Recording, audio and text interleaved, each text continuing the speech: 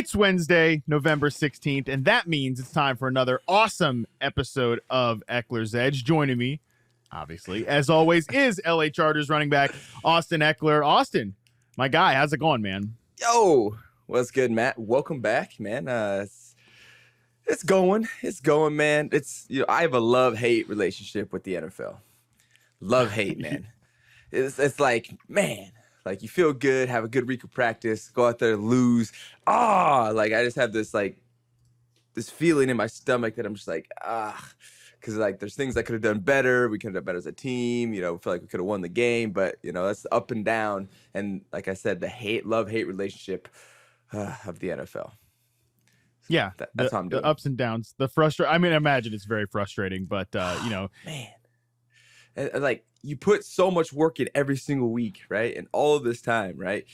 This is what makes the NFL so competitive. This is why so many people think it's rigged, is because they don't realize that we all put in hours and hours and hours of time. And that's why it's super competitive. So the things that happen is like, wow, like how that's crazy. Yeah, it's crazy because we've been preparing for this stuff. That's a whole nother conversation. Do you think the NFL is rigged? No, I don't think. Okay, good. You're not one of those. We can keep the show going now. No, my God. I mean, I've been seeing more and more of this, man, where I'm just like, these people, like, how could you say it's rigged? Like, we're out there competing, unless they're like, maybe there's some involvement from the refs, I guess. But it's like, even then, most of the crazy stuff that's happening is player based. It's not even based on the penalties or things like that. So, yeah. Anyway, I think that people feel that way. Well, number one, it's a coping mechanism. Like they bet on something or a fantasy thing or their team or whatever. It's like, oh man, it has to be rigged because I was so sure that this guy was going to go over his prop total, or I was so sure that, this team was going to beat that team by this many points. And then it doesn't happen. Like, it must be rigged. I mean, that's a coping mechanism for sure. But I don't know how anybody who does this professionally. Like, I mean, I've been covering the NFL in one way or another since like 2013 is when I started my own website, something like that. Like, I don't know how anybody could be doing it, that long. That's not even that long. And think it's rigged. I mean, you see crazy stuff happen every single week, man. Like, so yeah, that's why this is one of the, most popular sports in the world. Right. Because we're putting in the work and it's super competitive and crazy stuff happens all the time and it's unpredictable. Even though you think, the Eagles are going to win, on Monday night, guess what? They're undefeated. Washington went out there. Eagles had a bunch of turnovers and played a little bit more sloppy than the Washington did, and Washington got the win. So that's how this stuff rolls, man. It's crazy. Yeah, we're going to talk about Monday Night Football here in just a second, but before we do, of course, want to give you a chance to prop up your giveaways, talk about that, and I also, when you move on to that, I want you to address getting your ass kicked kind of on the Hot Ones Chargers collab there with some of those. Some of those spicy wings I had you. And I saw the video on Twitter, man, and you were like, you legit looked like you just got out the pool, man. People thought it was fake. So yeah, let me plug the giveaway real quick. We just got one giveaway going on this week. It's the fantasy football jersey giveaway that we do. Make sure you post if you have me on your starting lineup. Not even starting lineup, just on your team. I'm probably in your starting lineup. You're in the starting lineup, bro. I would assume I'm in the starting lineup. But anyway, post if you have me on your team to Instagram. Make sure you tag me or on Twitter, and then that will enter you in to win the giveaway for my jersey. But going into the Hot Ones, yeah, people thought it was fake. For those of you that don't know what the Hot Ones is, they ask you a very controversial question that if you answer, you're probably going to get some backlash for, or you can decide to eat one of these extremely hot wings that progressively get hotter down the line as you go. And for me, hot Cheetos make me sweat. So like, it doesn't take a lot for me to get like a little bead of sweat going, when I'm eating spicy foods. But I love spicy foods. I'll still eat it. Yeah, needless to say, it wasn't just a little spicy. Like, it was mouth on fire, contemplating what the heck is going on. I remember I was with Kyle Van Noy, and he was getting his question asked, and then he asked me a question. I literally didn't hear anything he said. I even said it. I was like, bro, I didn't hear a word you said because my face right now is on fire and I can only focus on the pain that is happening in my face. And as that's happening, sweat is literally dripping down. People literally thought it was fake. They like sprayed me with like a bottle. I'm like, no, like, I don't know what it is. And it's only my head. Only my head is just profusely sweating when I eat spicy food. So yeah, I took an L on the hot ones for sure. Well, it was incredible. People can go check the video out. I saw the Chargers Twitter account tweeted out. You can go find it there. Obviously, I'm sure it's all over the internet. So yeah, you can go check that out. You're a little set up to fail, by the way, with the angle of the camera and the fact that you've got the shaved head. Like, yeah, it's noticeable. Yeah, it's noticeable. Yeah, that's probably why they chose me. That Maybe. show is set up for you to fail. That's the point. Yeah, so you're going 100%. into a scenario where it's a lose-lose. Yes, that is for sure. All right, Monday Night Football. I just want to hit on this real quick with you because I'm curious about it from a player perspective. Commanders 32, Eagles 21. Real crazy game. Some twists there at the end. Obviously, there's no more undefeated teams in the NFL, but I kind of want to talk to you about ODU's finest, Taylor Heineke. I'm like right down the street from ODU here in Virginia Beach right now. So I'm fully in Taylor Heineke country here. He's 3-1 this year with wins over the Packers, the Colts, and the Eagles. I'm watching him iced up on the plane ride home is what Lord Podcast producer John put on the outline. I mean, literally, he's got the chains doing the Kirk Cousins thing. He's also got a bucket full of like the camo Bush Light next to him. His teammates are gassing him up. I mean, you could see how much the Commanders roster, even last year when they were the Washington football team, like they love this dude. He is like an underdog story. I was actually at Taylor Heineke's first ever college football game at ODU because my sister went to ODU, which is again why I'm here right now. So Taylor Heineke's weirdly been in my life for a long time. But anyways, point of all this I'm asking you is like, look, the team goes out, they trade for Carson Wentz as sort of like a distressed asset after a year with the Colts where they wanted to get him out of there. They clearly think like, okay, as much as I like Taylor Heineke, he's a limited player, limited arm strength, stuff like that. He definitely writes some checks that his arm cannot cash, is the way I'd put it there. But the guys love him, and they've won with this guy before. They're winning with him now. At what point does Washington kind of look around and say, like, yeah, I know we made this investment with Carson Wentz, but we win, and we just seem to have like a clear identity with Heineke under center, and we just kind of ride with what's working right now. Man, there's so many factors that play into it. One being money. Yep. If you're paying guys, typically, I would say in most scenarios, you want to see those guys on the field, right? Because you're paying them. And then it comes down to if it's not working, which I only caught the last bit of the game last night, and then haven't really been keeping up with the Commanders all that much during the season. But if something's not working, then I think you'd be a fool not to try something that has been working for you. But it depends on, you're asking me when does that line of when you consider something that new is working, or it's not just like, hey, like we should have beat these teams, or like maybe Carson Wentz would have got that job done as well. Like when do you draw that line? And it really comes down to, I guess, it's going to come down to above the players. That's above the players. And it might even come down to above coaching as well, coming down from the GM and maybe even ownership if they're involved, where it's like, hey, who do they want to see? And that's coming down from the top. And guess what? When that happens, there's no decisions that can be made from coaches. It is what it is. And that's the part of our industry that really people don't see. Is the ownership side and how that can have, consequences and implications with what is actually being on the field. You don't see it until, coaches are getting fired or rehired or things like that. Shout out to, the indie coach out there. What's his name? Jeff Saturday. Got his first win, baby. Got his first win. So, man, for me, it'll be interesting to see how it plays out. You got a guy who's hot, might give Carson Wentz a chance when he gets back. And then, if that's not going on, I would say, yeah, they're probably going to give him a chance when he comes back, right? Like, what injuries is he dealing with right now?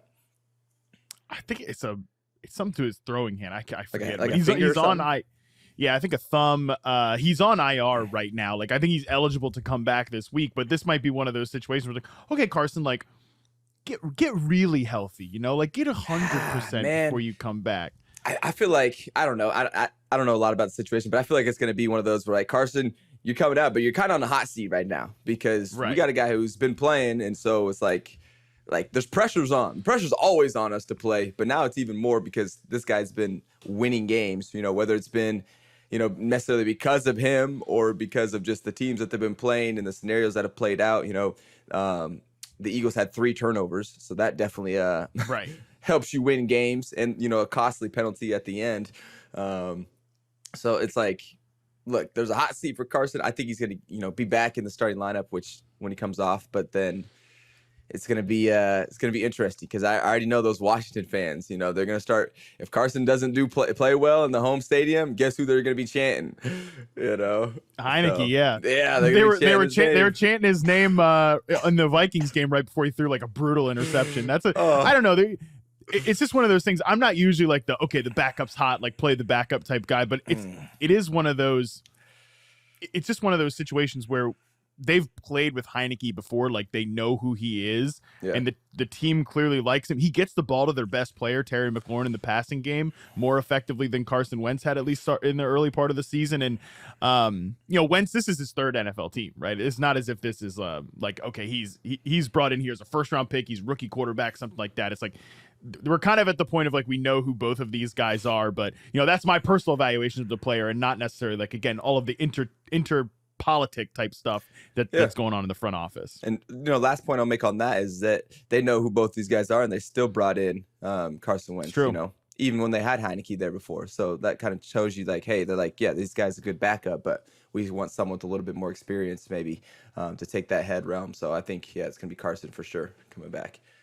Yeah, and Taylor's even said it himself. He's like in the before last night, like, hey, if they want me as the backup, I'll be the best backup. If they want me as a starter, I'll be the best starter I can like be. that, so, man.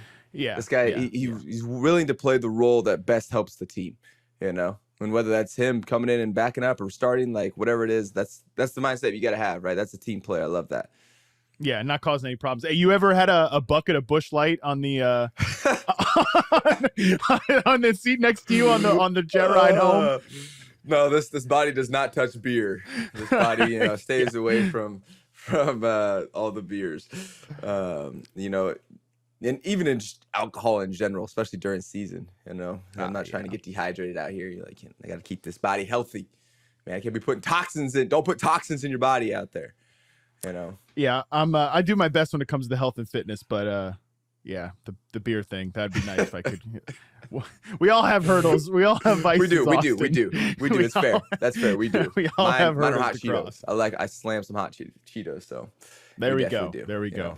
All right. Well, let's move on to a much more pleasant topic here. 49ers 22, Chargers 16, man. Is that pleasant? I don't think that's pleasant, Matt. That's unpleasant for me. Depends on who you're talking to. It might have been a small bit of sarcasm, okay, my friend. Okay. But okay. 7 catches, 12 targets again. I mean, you've said this many times, Austin, like, it's great that you're putting up these catch totals in fantasy, and like, you're keeping your floor and your ceiling afloat for the fantasy folks out there, but it's not necessarily what you want to be doing out there. You're not necessarily what you're hoping for, at least from a production angle. You want to be more efficient on the ground, everything like that. Yeah, I mean, I'm not opposed to catching balls, but it's if like, hey, this is schemed up for me to actually catch this ball, Like a lot of these are just checkdowns because no one's open kind of thing, which is fine too, but it's like, we got to get guys open, right? Like we got to get open so we can push the ball, we can move the sticks. We've been struggling just to sustain drives. We came out the gates hot, right? Converted on 2 third downs, went right down the field and scored, right?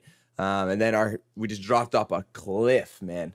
And weren't able to sustain drives, even, off of a block punt, off of a turnover, where those are crucial, right? It's going to be really hard to win games if you're only kicking field goals and punting the ball as much as we did. So, and it's tough too when you're the defense is, not the defense, but the other team's running the ball, right? They ran the ball, I don't know, like 41 times. Well, guess what happens when that happens? Well, they're going to have a lot of time of possessions, right? They're holding on to the ball forever, right? So we can't go in there and, put up field goals, right? The thing is, we had the lead most of the game, and they're still running the ball on us. So it's like, guys, like all we need is like a field goal or a touchdown, something in this second half, to put us in a situation where we're going to force them to throw the ball, which, they weren't effectively doing on us.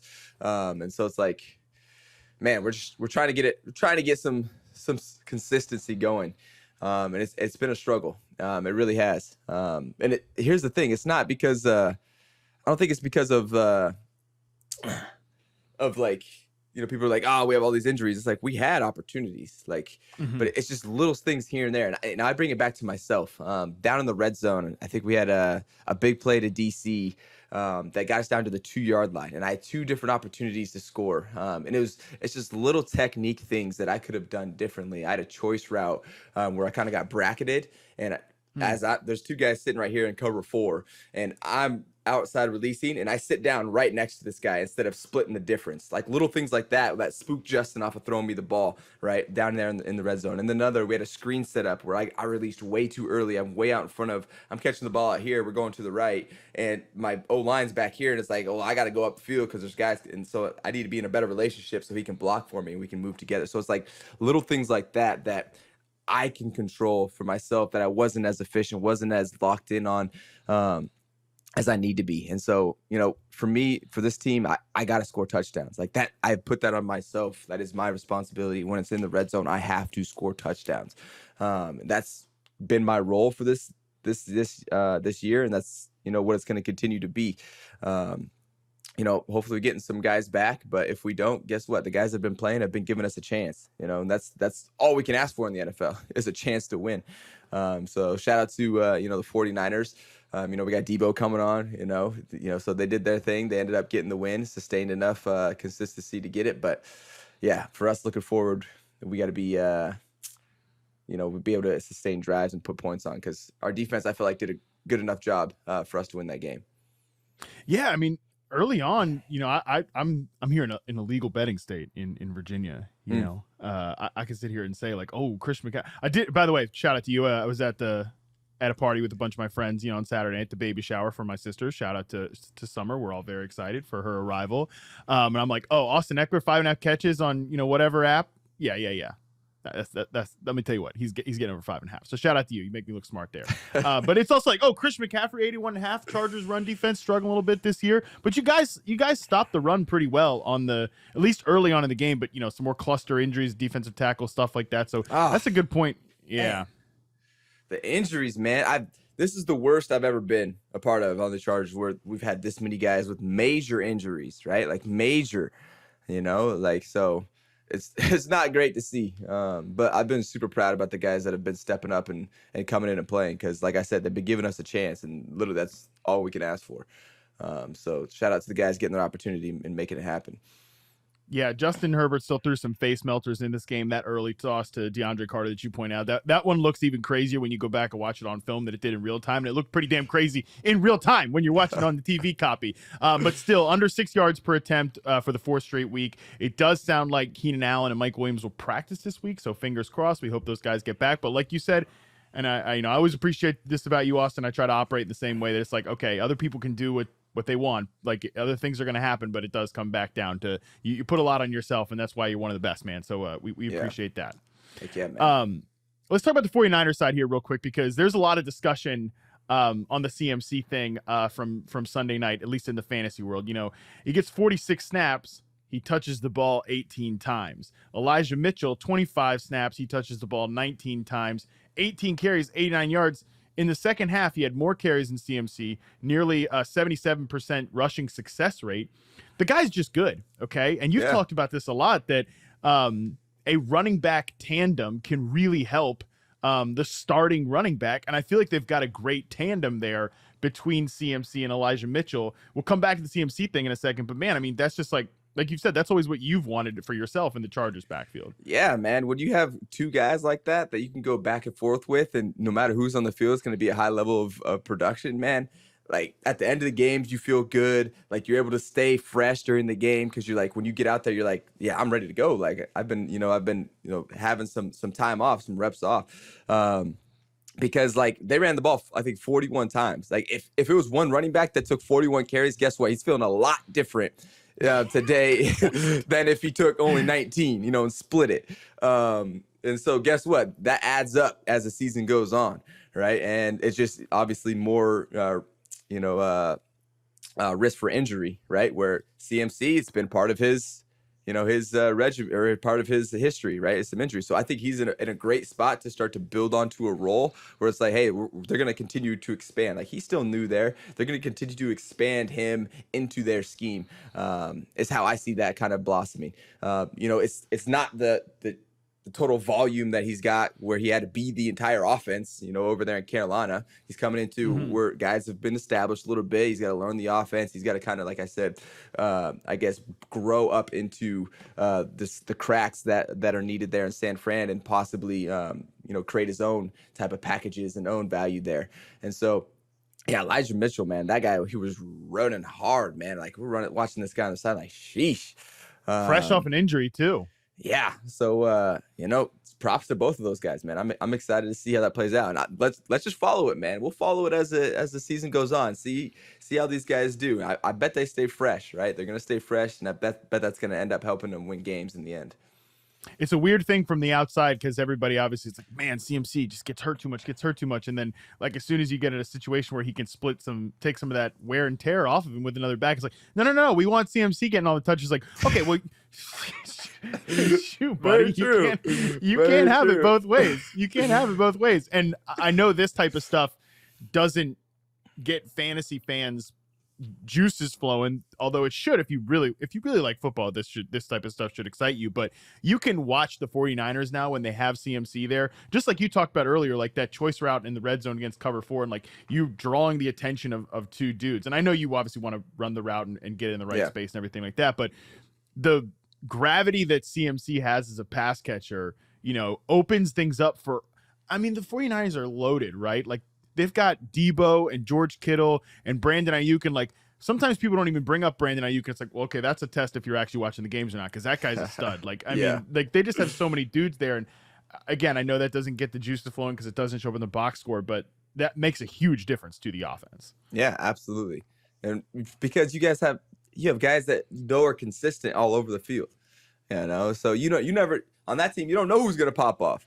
It might be someone, it might be Christian, it might be Deebo, it might be, Mitchell. Like, it's like you have all Ayuk, like you have all these guys that are so consistent that like that's exactly what you're looking for on offense, right? You hear me say it every single week. Consistency. How can we sustain drives? Well, we got to be consistent all the way through the schemes, right? We got to have guys that are consistently getting open, right? Like all of it comes down to consistency. And when you have guys that can play at a high level and have shown they can do it time in, time out, like that's where your consistency rises. That's where you, in the long term, win games, right? And so everyone's trying to search for that, Yeah, well, the 49ers definitely have something going on there. And we will talk more about the AFC West in just a little bit. But first, Austin, we got to get into the mailbag here because we have some really interesting questions here. Remember, people, ask Austin at yahoosports.com. Send your emails, written, audio, video, whatever, to have Austin answer your questions on a future episode. We talked a little bit a couple weeks ago about how the mailbag had been lacking. You gotta put some. You lift with your knees now to get the mailbag up a little bit, okay? Because that thing's getting a little bit heavier. So we've got some good ones here. Starting off with this one from Deborah. How do you feel about playing at night under the lights versus during the daytime? Is it different due to your body clock, or do your eyes focus better on the football when it's thrown during sunlight versus artificial light that's more evenly dispersed in a lit stadium? I mean, my God, Deborah she's breaking down lights. I like it. She goes on to say, love the way you operate in the world, Austin. Keep killing it both on and off the field. P.S. Not only do I enjoy EKELER'S Edge, but you've been my RB1 for 2 years on my fantasy team now. I hope you've become a commentator on TV after your playing career. You've got the charisma thing down, bruh. Okay, again, everybody keeps trying to poach Austin to TV. I like having Austin on the podcast, so let's cool it with the giving Austin on TV thing. Yeah, we'll chill for the TV for now. But shout out to Deborah. I appreciate the question. I would say I'm a night owl. Like my second win usually comes around like 5-6 o'clock. And so for me playing in prime time, like I like the night games, but I would say I like the night games more than I like the day games. Just the feel. And it depends on the weather. If it's cold, I hate that. Sure. But I'm in California, so that's a blessing there. But no, the lights, all that stuff, it definitely has a different effect on the ball. Obviously because there's a lot more of them that are, making more of a difference. Like you lose the ball at times, but it's not really much to, I guess, take away from the game, obviously, or they would, adjust that. Like there's definitely times where it's like, oh, I lost the ball for a second, but it was like a split second. You can really track it. You get wide eyes. You're so focused on one thing that you kind of look through the light. But yeah, I would prefer the night games for sure. Yeah, no, I think, look, I love island games. I love like the nighttime games and stuff because you get to really focus in on one thing. So I'm with you on that one for completely different reasons. Although, man, I'll tell you what, again, I live in California. I'm here on the East Coast right now. And like, I forgot how hard it is to watch like night football on the East Coast. It starts at like 8:15 and, I used to be a night owl, Austin, but I'm 31 and I'm washed now. So like these games ending at like 12:30, it's like, I mean, shoot, I should have been in bed a long time ago, but that's a whole nother What time conversation. do you usually go to bed? I'm not like the craziest person. I know some people like go to like 8:30. I'm like we're usually down for the night, just in bed, like in the room at like 10:30. Okay. So that's not crazy, but not bad. if I got a lot of work to do though, I can push it to like, I can re-access those old like college days and be up to like 2 or 3. But that's like I better have a reason to be up that early because I prefer to get up and get going. But that's, make sure you still got that young energy, man. Yeah. Listen, don't doubt me, okay? All right, don't count me out. All right. Don't count me out. I can access the old genes when I need to. All right, nice. This next one here from Billy. Thanks for all your work on the show. Appreciate your insight and philosophy of bridging the gap between fantasy and real football players. A couple weeks ago, you popped up on the injury report midweek, obviously addressing Austin here, then close out the week off the report. Traditionally, it felt like popping up midweek was a death sentence to players playing on Sunday. This year, it feels like the opposite, that they're actually more likely to play. I can think of a few guys who I panicked about midweek for my teams alone that ended up playing. You, Tyreek, Deontay Johnson, and this week with Jerick McKinnon. Am I imagining this? Is it just randomness? Or is it part of a larger strategic trend that teams are applying to managing player health? Yeah, I mean, with the injury report, it's so much like information that's not put out to the public. I feel like when the reports come out, it's like the most vague thing that is going on with the actual injury, where it's like for me, it was like, oh, abdomen, like what does that mean? Like he's got something on the abdomen. Like, did I shred it in half? Is it, did he, I got a bruised abdomen, is it, I'm feeling sick in that area. I don't know. Like, you don't really know how bad is it. So when it comes out like questionable or doubtful, like really you can listen to what the GM is putting out there or what the coach is putting out there, but it really comes down to following it throughout the week and seeing, did that player practice? Were they limited? Things like that, which I think gives you the best indicator because there's not really much that comes out when it's with our injuries, for good reason too, to protect us. And because there's some uncertainties, some stuff we're like, you know what, it's actually feeling better. I might actually be able to play through this. And sometimes it's like the opposite, where it's like, oh, this is actually worse than we actually thought, and I'm not going to be able to play through this. So that's why we kind of like to protect ourselves, so that we're not putting something out there and it's like, now we have to backtrack, and it's just not efficient when it comes to talking about injuries. So that's why you maybe have seen that. Maybe just the players that you've seen and, had your eyes on as Billy, been the players that have come back, luckily for you, because I feel like that's probably not the case with, everybody. Or it's like, gosh, like, I don't know. But like I said, follow through the week. Were they limited, didn't practice, or were they full go? That's going to be your best indicator if they're going to play or not. Yeah, each individual team manages the injury report really differently, and at some points, I remember actually we talked about CMC earlier. He made a joke this year that he ended up being limited on the injury report, or like what they're like all these reports, but he left the practice field. He's like, I feel like I could go take a leak right now, and like I'd be listed on the injury report, in the middle of practice or something like that. So every team manages it differently. It makes it difficult to track, but that is the job. And it's it's just something that you just have to keep. Look, somebody gets on the injury report, just keep on tracking it, man, because there's no like rhyme or reason to every single team doing everything the exact same way, and players' individual bodies, just like listeners, you out there, your individual bodies are all really different. I even said, like, when Austin popped up on this is my favorite thing now, Austin, that I'm hosting the show with you. You popped up on the injury report that with the abdomen, and people ask me like, any insight into this? I'm like, oh yeah, yeah, sure.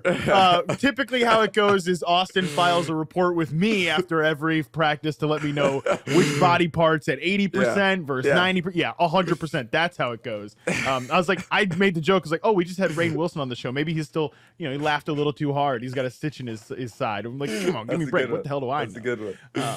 Anyways, so injury reports can be tough to track, but you got to keep doing it. Last one up here we've got from Mayor. Hope I'm pronouncing your name right. Hi, Austin. Thanks for recommending the Palmer pickup. He had a big game against the Falcons right after this one. Helped me win in 2 of my leagues. Yeah, shout out to you for that one, Austin. Curious to know about your thoughts on players who are openly unhappy with their current team / coaching staff, but stuck with them. He has a couple of examples here. Elijah Moore, Brandon Cooks, Cam Akers, Kenny Galladay. I know personal and professional should be kept separate, but in your world, these things are all out in the open. There's video leaks, tweets, people talking about it, media, etc. How do you think this type of behavior would impact your relationship with such players, especially since you personally hold yourself to such high standards on and off the field? Obviously, these 4 individual examples, number one, we don't know what goes into every single one of them, and just from the outside, to me, thinking critically about it, they all 4 appear for very different reasons and are very different. So we don't have to talk about those 4 individual guys, but just generally thoughts on this. Yeah, I mean, you got to think of the NFL, like, for us, it's our job. Like, everyone sees us on Sunday, but it's like for you, Matt, like your work-life balance, like your quality of life at work, like for whoever's listening, for Mayor who put this in, like your work-life balance, like how do you enjoy your job? Like it's the same thing for us. We're going into the office, right? Our facility is what we call it. I was just there this morning, right? Like seeing the guys doing the workout. And it's like, I'll be in there tomorrow and the next day and the next day. And so we have the same type of instances that you do, whether you like your coworkers, you like the place that you're at, but you also have obligations too, whether you're, on salary for, X amount of years or a contracted year, like we have business obligations. So even if you don't like it, guess what? That's too damn bad.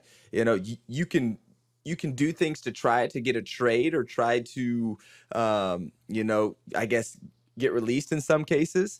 But guess what? Like if that's rejected, you're going to have to live on with it. That's the business that we're in. Like there's nothing you can do about it. You signed up for this unless you just straight up just retire, which there's implications with that, of you coming back. So it's not like it really matters. What matters is the business side is, hey, does the organization feel the same way? And there has to be a mutual feeling. And so if the organization's like, no, we still think that you add a lot of value, we still want you to be here, guess what? You're going to be subject to the terms that you'd agreed upon, whether your feelings are hurt or not. And look, you might be in a situation where it's not working out for you. Well, guess what?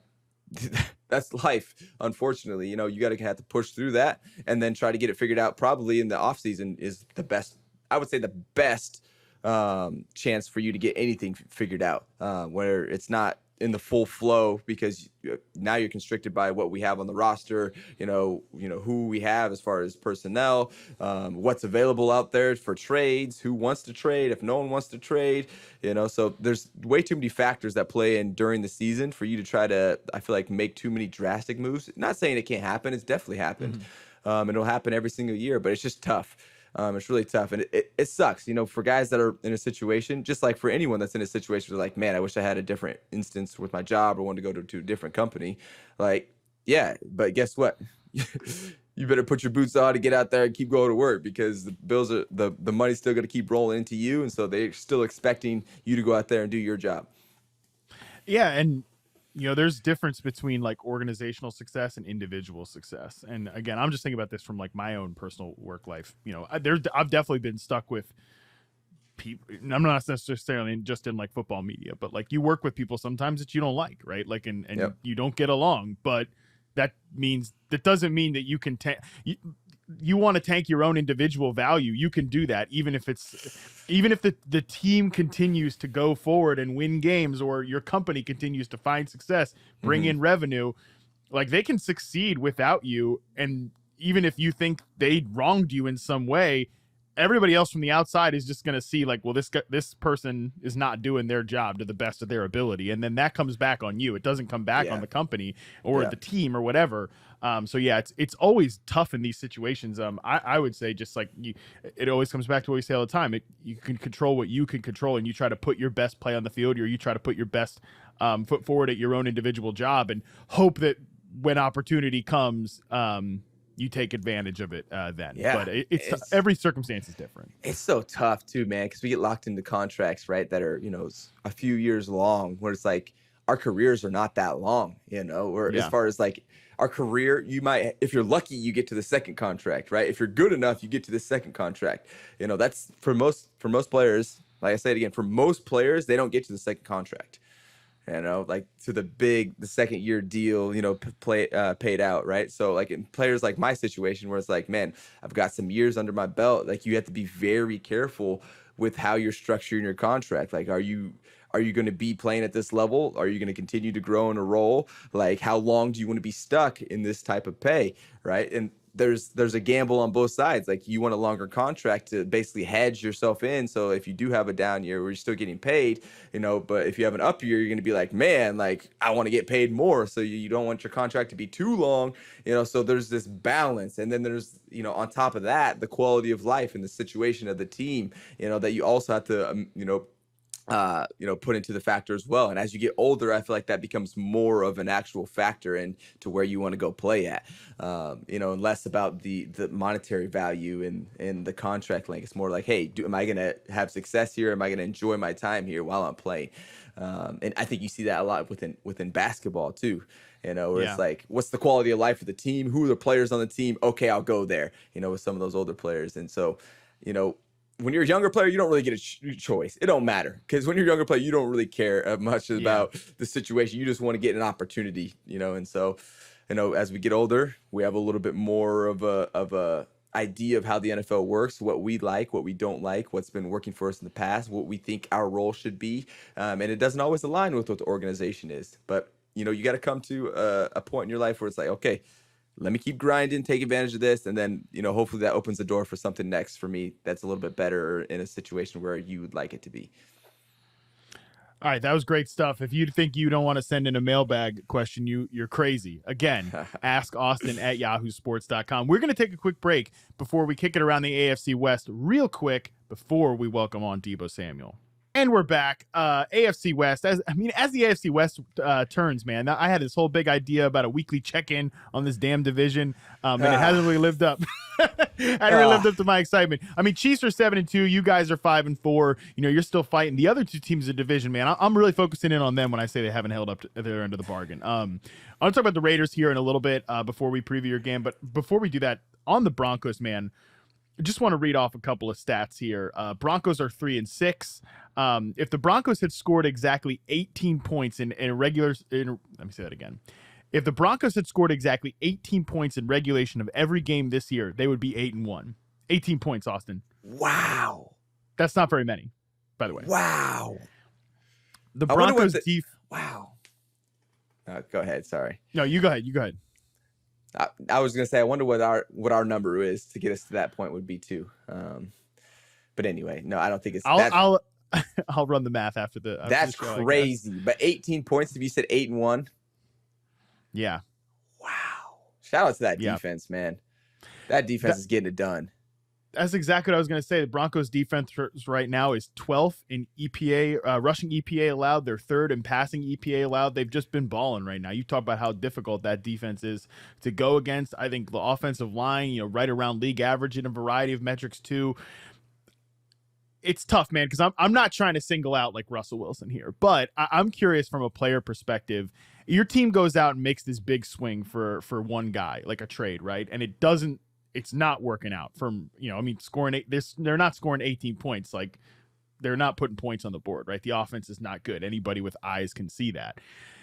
How do you start to feel like as an individual player? It kind of seems like it comes back to what we just talked about, where like you take care of what you can take care of, and the rest will figure itself out, man. But your team makes this big swing, it doesn't work out. What is like? How do you avoid like just guys starting to play just for themselves, or like just people start looking around locker rooms and playing the blame game, stuff like that? Oof. We're getting deep into locker room philosophy. Really, man, it comes down to your leaders, man. Like when you're a team, like I've been on teams that won like 4 games in a season. Like it comes down to your leaders keeping people together so that when we go out there and practice, when we go out there and play, like, look, we know we're struggling. We know we're struggling. Like it's not a secret. We feel that more than anybody feels that because we're putting in the work. Like I said at the beginning of this, we're putting in the work and we feel those losses, right? For multiple reasons, for us, for the organization, for our family, everything, right? So when you're out there, it's so important for the leaders to keep the team together. Keep the team together so we can continue to push forward. Like, look, even if we're struggling, guess what? We got to go out there and we got to play, right? And so when we're out there, we need each other. Yeah, we're struggling, but guess what? We have a new opportunity to try and go execute, to try again, right? Let's begin again. Philip Rivers used to always say, nunc cepe, I think is how it says, like Latin for we begin again. He used to say that all the time. It was on the walls and stuff, like we begin again, right? And regardless of what happens, man. So that's what I hope the leadership over there is voicing to the rest of the team is like, look, let's stay together, because you don't want to get into a situation where now it's like blame, because then it's uncomfortable to even come into work. Like you don't even want to look people in the face because like there's like this like weird feeling, like if people are calling people out and saying it's all your fault, because this is a team game. Sure, if someone's struggling, someone else has got to pick up the slack.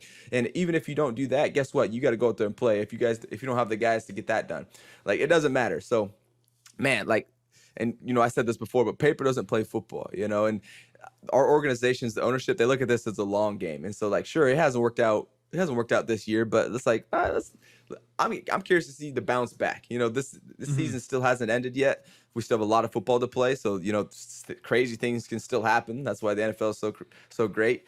But I'm really interested to see how this team plays out next year as far as Russ. Because I feel like, man, there's no way that he's going to play at this level back-to-back years. I feel like he's going to have some type of come up. And I mean, sure, he's into my division, but I just like to see good football being played, right? And so, right. Like, I want it to be super competitive, right? Where it's in these crazy games. Yes, I want to win them, but I like it to be like, oh my God, that was a wild game, right? That helps me create memories. And so, yeah, even our game with them, right? We're struggling scoring the ball right now too, right? It was just a freaking punt fest. Defense was just getting it done, right? All the way to overtime. All the way to overtime. What crazy games, man! But what sells? Offense sells, right? So that's what we're bringing in these quarterbacks. That's why these quarterbacks get paid so dang much, because we want to see some great quarterback play, making crazy, grabs and throws like we're seeing from the Bills and from that Vikings game. That game was insane. That was nuts. Holy cow, right? That's what people want to see, right? And they don't want to see 18-17 or like the games like that. Sorry, I'm going on a tangent here, but all right, man, that's good stuff on the Broncos and on the Raiders too. Like they're going through the same thing. So I don't know that we need to keep kind of hitting that point. Before we get to the Deebo Samuel interview, you guys are facing the Chiefs again on Sunday Night Football. You talked about those night games earlier. You could be getting a lot more of these night games here coming up. The last time you guys faced him was a hell of a game, 27-24 in Kansas City in week 2. What I know you're looking to even the score here, Austin. Good. We'll see what happens, man. These AFC West games, you guys are carrying this division right now at this point. Look, we're trying. We're damn sure trying. Like I said, it goes back to that love-hate relationship, man. The love-hate. Like, I love it, but I hate it when we lose, man. Yeah. So, yeah, we got the Chiefs coming into town, into our stadium. So, yeah, it's going to be a battle. Like, just like every game is. But, when it's the Chiefs that are top of our division, there's a little bit more motivation, right? There's a little bit extra as far as what you're trying to play for. Not that we're not fully motivated before, but now it's like we got to knock these guys off, man. They're top in our division. You know, they've been playing some good ball. They're averaging like 30 points a game, something crazy. Mahomes has been popping off. So yeah, it's gonna be a battle. I'm excited to see them match up. I think our defense matches up well against them, and it's gonna come down to us on offense too, because we know they're gonna score points. Like, you know, as much as we want our defense to stop them, guess what? They do a really good job scoring points. So we gotta answer, right? Our defense can only hold so much. Like you brought up the Broncos stat, right? Defense is killing it out there. Offense, if they don't score points, guess what? It doesn't matter. Right. So that's what it comes down to us. That's the side of the ball I'm obviously on. So that's where I'm a little bit more biased. And I got to make sure I'm doing my part and making the plays and getting in the dang end zone. Well, hey, defensively, you guys played better against the run than I think people would have expected against the 49ers. See, there's been a little bit of a changing of the guard in the Chiefs' backfield. CEH, very limited last week in terms of his playing time. This guy, Isaiah Pacheco, led the team in snaps. That guy might be a little bit raw, really late round pick as a rookie, but I mean, hey, he brings a lot of pop there. So that's one guy for fantasy managers to keep an eye on. We'll see. I'm definitely curious to get your scouting report on Isaiah Pacheco after this game is over. So we will talk about that next week. But hey, Austin, we got to throw to Deebo here. We got a big interview coming up. Let's get to it. Let's do it. All right. Now joining Ekeler's Edge for the second time, it's Deebo Samuel, 49ers star wide receiver. Deebo, appreciate you coming on the show, man. I think this is the first time we've had somebody that just played Austin join the show, like literally right after the game ends. Yeah, man. Yeah. Like 36 hours ago, something like that. We're out there beating up on each other. All good. But yeah, welcome to the show, man. All right, Deebo, you're here. You're partnering with Snickers for the Rookie Mistake of the Year. Tell us a little bit about what you got going on there, man. Because Austin and I were both kind of we're interested to hear looking at this thing backstage. One, proud partner of Snickers because as a kid, you all the candy, so it was great to get a partnership with them. But on another note, you can go to snickers.com/rookie of the year mistake for more info. Also, the winner, you get 2 tickets to the Super Bowl 57 in Arizona for sure. Hey, let's go. Do you have any standout moments of rookie mistakes that you made? We were talking about this before the show. I got a couple. I remember my first game. You know how we play. You know how we block and stuff like that. Mm-hmm. I didn't have my mouthpiece in, and I bit my tongue. Damn. Kyler never let me forget that, and even though I was still tired, that's one I couldn't really think of one off the top of the head out at the moment, but I definitely remember that one. Nice. I had this one. We were playing Jacksonville my rookie year, and we had Phillip Rivers as our quarterback, and he is not mobile and cannot run at all. And he started scrambling out to the right, and I remember I turned up field to block a dude instead of trying to go and get open, and I just remember him throwing the ball like right behind me at my feet and just ripping me. Ekler, I'm not going to run the ball. I was like, oh, yeah, I should probably know that. But I was like, I didn't know. I haven't played with this guy very much, So that was one of my rookie mistakes that I made. Man, some other ones just, we'll stay with that one. Mm-hmm. We'll stay with that one. Good stuff, man. I like that. Rookie mistake. Shout out to Snickers for, having that cool segment and giving away some Super Bowl tickets. That's what's up. Yeah, that's awesome. Man, nothing's more irritating than when you bite your own tongue. Obviously, different situation, but I mean, my God, it's like, come on, what are we doing here? Been alive long enough not to make that mistake. But hey, we all make rookie mistakes. Deebo, man, you guys right now, Austin and I were talking about it before we had you on. Your offense is just loaded with playmakers right now. I mean, you're smiling about it because it's awesome to see.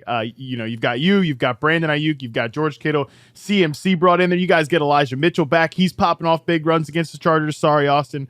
I know you're right here, but we're just talking about your team in this way. But Deebo, how do you see yourself sort of melding in with Christian right now? Because you guys do some similar things, even though nominally you play different positions. It's just crazy. I can go play running back. He can go play wide out. It's just the mismatches that, with Kyle with his big old head and him being an offensive guru. He's gonna figure out ways to create havoc out there in some way, shape, or form. But it's just crazy, especially getting Elijah back, the way he was running the ball and the way Christian was running the ball and how all the other guys was operating out there on during the game as well. Yeah, man.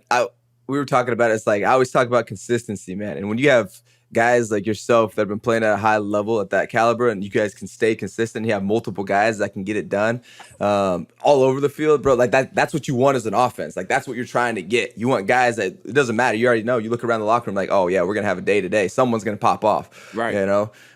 So yeah, that's what I'm looking for in my offense. Like that's what we're all trying to be. We're all trying to be that group that's like, damn, look at these guys. Right. You guys got that right now. So I'm excited to see your guys' run down this last stretch of the season, man. Yeah, for sure. Heck yeah. Yeah, I love too just the way you guys all play off each other, because I mean everybody's pretty good after the catch. That's always important in a Shanahan offense. You know, I mean you, Deebo, I think you're the best wide receiver in the NFL after the catch. That's why you doing all the running back stuff last year. Like you can do that when you're that good in the open field. But Brandon, you know, he's a guy who can really dictate coverages on the outside as like a press release receiver. I was a big Brandon Ayuk guy going into last year in terms of like, oh, I think he's going to take this next step. He's going to be this breakout receiver. And we saw a little bit in the second half of the year. But what has the development and how have you kind of played a part in developing Brandon into being like a big time player at this point? He's leading the team. Obviously, he's been healthy, but he's leading the team in receiving yards, touchdowns, stuff like that. I wouldn't say I too much had a effect on him. I seen him come back from this off season and seen the way that he was operating and how fast and how deliberate he was and how attention to detail that he was when he came back. And I wasn't too much surprised. I've seen that in Brandon since he's been here. I'm just really happy that he's getting a lot of options, and you know what I'm saying, he's showing the world what he's capable of, and he's been doing it for a while. It's just getting more opportunities at this point. Good stuff. I got a question too, since we're on a fantasy show, talking about fantasy. Have you dabbled in fantasy at all this year? Pay any attention to it? Never played fantasy. Don't know too much about it. Never. Well, you're definitely a factor on people's fantasy teams. So people I know out there are thanking you for what you do. And I always just try to bring this into people, guys that come on the show. It's like, man, like one of the best value adds from fantasy, bro, is you get to add fans from across the entire nations that are a fan of Deebo. They're not a fan of San Francisco 49ers. They're a fan of Deebo just because you're scoring points out there in fantasy. So I know that there's a lot of people out there that want to say thank you to you.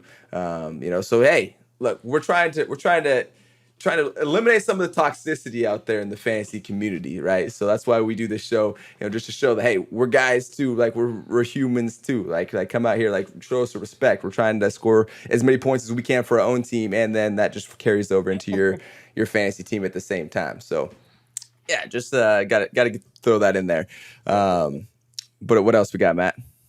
Yeah, I think it's an important conversation too to talk about a team like in San Francisco when it comes to fantasy. Like we said earlier, that all of these guys are out there. Like it's gonna be pretty hard for everybody to stuff the stat sheet in a single game, but that's not what it's about. For you guys, it's about actually winning ball games, And there's so much that like Deebo does to distract the defense, and then that brings opportunities for CMC and vice versa, and George Kittle out there like blocking his ass off too, man. And I'm glad you brought up the rookie mistake thing about the blocking, because that's a key thing in your guys' offense. But Deebo, I'm curious just about inner team dynamic stuff, because I think it goes undersold how much transition you guys have had to deal with, with the Jimmy Garoppolo like coming back into it. You lose Trey Lance for the year.